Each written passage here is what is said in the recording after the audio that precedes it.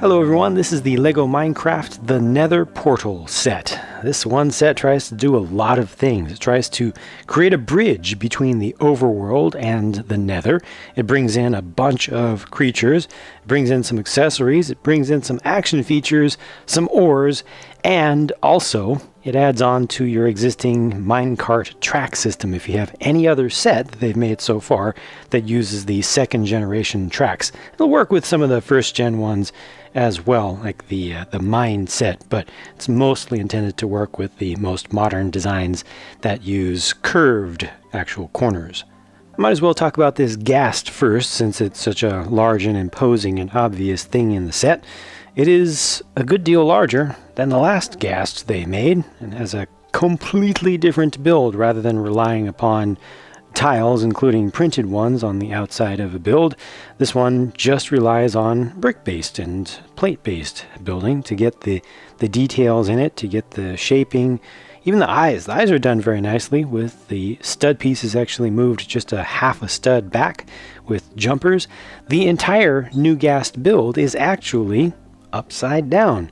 These are inverted tiles up here, so this is how the thing is built. You see it now? You see it? If you even look in there, notice the studs that make up the eyes. Yep, they go this way. So that's cool. This is just so much larger than the previous one. It actually looks more dangerous. It looks more believable. The other one looked like a baby Gast almost. But, you know, this being significantly larger than a minifig now becomes just a little bit closer to something that I can be scared of. And this, for its mouth, has a disc shooter. This thing on the back, sticking out way too far, really obvious, is the actuator for that, the plunger mechanism. The reason they have one that sticks out so far is that when you shoot this, it reloads another one. There's actually a second disc in there, so let me push this through. There we go. Got it ready, and now you can see just how far that went in. The plunger went in. Now I can push farther, and the second one comes out, and that's how far that had to go. Those discs that get fired off are a new print to represent fireballs, or specifically the solid core at the center of fireballs. As for the rest of the set then, let me start from the overworld side, since it is the smaller side, has less going on with it. There's a chest here that can be easily picked up, and it just has right now within it the spare accessory of the diamond pickaxe. There's a bed over here and just a potion of healing. This is a redstone torch. Got some powered rail over here that actually has the transparent red tiles beneath it, and the Nether Portal. And this is a new design for Nether Portal that allows you to actually go through to the Nether. All you do is just push straight through, and yeah, the whole thing just rotates. Now, this does have a lip on it because there's only one of these pieces, so depending upon which way you want to go most frequently, just have the flat side facing that direction so you don't get caught, for instance, on the sword right there. See, it wants to, come on, there we go, just give it a little boost. Once you're in the Nether, you can just continue straight on and connect to some other set, or you can turn the corner this way and go off towards another direction. Now, what he just hit with his sword right there is a little hanging bit of glowstone that can be mined from above. So that's something that we've gotten before. I don't believe we've gotten mineable magma before, so they've got one single block of that here, and then they've represented some of them that are just kind of built into the base of this. I will show you this a little bit later on. It's ridiculously good. I will show you this, but you've seen it before, the blaze, and this is just a small magma cube, just a single head basically. That can actually be used as a figurehead if you want to, you know, create something custom. And you can mine some quartz over here, some nether quartz. Very good. There's also one other thing, kind of an action feature built into this. Oh yeah, you've got some fire, couple blocks, basically units of fire that can be moved around. I've got some mushrooms up here, and then you've got this stack of lava that is just standing there very precariously. There's a small mechanism on the other side that allows you to drop that in the way, so it'll stop you from moving your minecart through. And it's just a simple lever mechanism back here, so just put that back. You see it's kind of integrated in here, so there's no big, obvious actuator for that feature. That's nice that they actually took the time and expended the pieces to kind of camouflage it away. But you just push down there and it works just fine without having things just screaming at you all over the place. The rail that's within the Nether, like I said, uses the 2nd generation system with these specialized pieces to allow you to go around corners, and it works really well. The minecart itself just has a couple stacks of studs on the underside, and those just fit right in there, and it's very simple to move this around. It doesn't get caught too frustratingly or too frequently, so you can even do a little backup turn there and turn the thing around. Not entirely realistic, but it doesn't have to be. You can use your imagination a little bit. This is adapted much better to real life physical play than necessarily the digital constraints. The one player figure included in the set is indeed yet another Steve. Looks like he's got some iron leggings on and diamond body armor and an enchanted helmet. All right, that'll work for me. The new thing is the shield, which is a printed 2x3 tile piece. Notice the subtle brown pixels that are included in there that don't stand out very much from the dark brown. They're fairly close in their values. Also, the brighter points there are printed. Those are metallic. So the shield itself, the plastic is just a light gray, but then you've got the metallic color. For the rivets there, here's what it looks like from the back. So it's just using one of those adapter pieces that work really well to create all kinds of custom builds.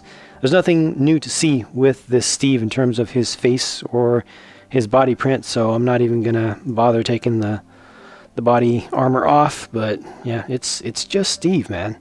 The first time I saw baby Pigman in game, I think I was adventuring with a couple of friends, and they wanted to work on getting shelter against ghasts and kind of pushing on, but I just wanted to sit there staring at these baby Pigmen running around at twice speed because they're just so cute. It's ridiculous. They're so tiny and they move so fast. Why?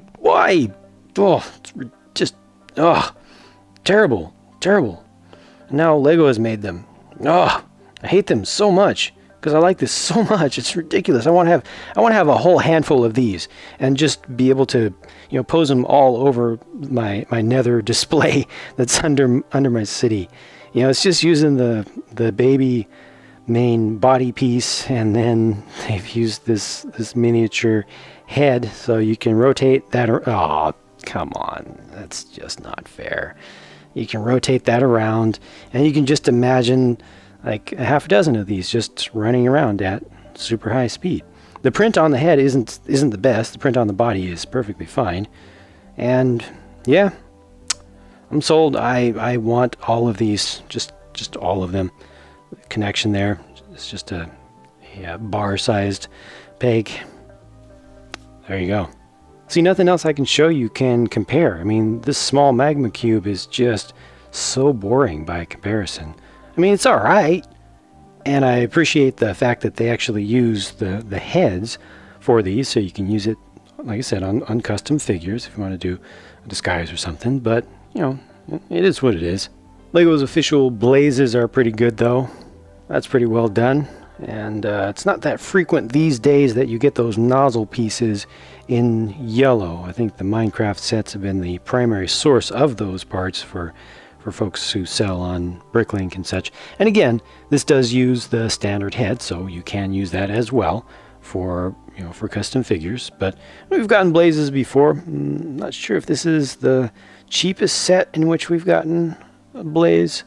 If it's not the cheapest, it's close to tied or something. But yeah, I think these are really nice. I think they look good. So this set tries to do a lot of things, and I think it accomplishes all of those things, but in the process it becomes something that I feel doesn't stand on its own very well. Like, if this is your first Minecraft set, I don't think you're going to have a lot of fun with it. Whether you're a current actual Minecraft player or not.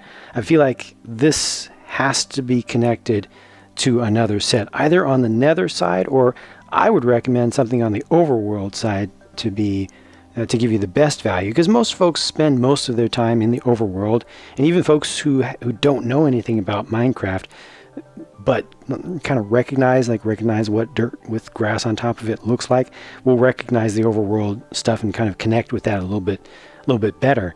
And so, you know, having this much Nether, I think, makes sense, and then just expand out from there with Overworld stuff. So, you know, this is, I think, a perfect way to get a nice small slice of important things from the Nether. You have all the fieriness, you have some of the good creatures from there, including this tremendously improved version of Gast. I just don't like the tail, how far that sticks out. You can definitely build this without that, though, if you don't like that. You could also potentially just build everything except for the inclusion of that axle piece, and then just use a loose axle piece to still be able to activate the discs and the disc launcher if you want, when you want to. But yeah, this is just a really nice middle piece. I think that for what it tries to do, it is successful. If it was trying to be a standalone set, though, and I'm just giving it too much credit, then it fails at that. But it still succeeds at being a bridge between the Overworld and the Nether. A really good bridge at that, I think. The price I'm not entirely thrilled with, based upon just the volume of stuff that you get here. It doesn't feel like I have $40 worth of stuff in front of me, although a lot of the pieces go into the Gast, and that kind of skews things a little bit. You know, the price to part ratio is actually good, but the price for the amount of stuff that my eyes are seeing is not quite right. I wish this was just a little bit cheaper, just a little bit. Okay, fine. I give up. Take all my money. Just give me all the baby zombie pigmen, please. I need them. Give me. Oh, where'd you take them? Come back.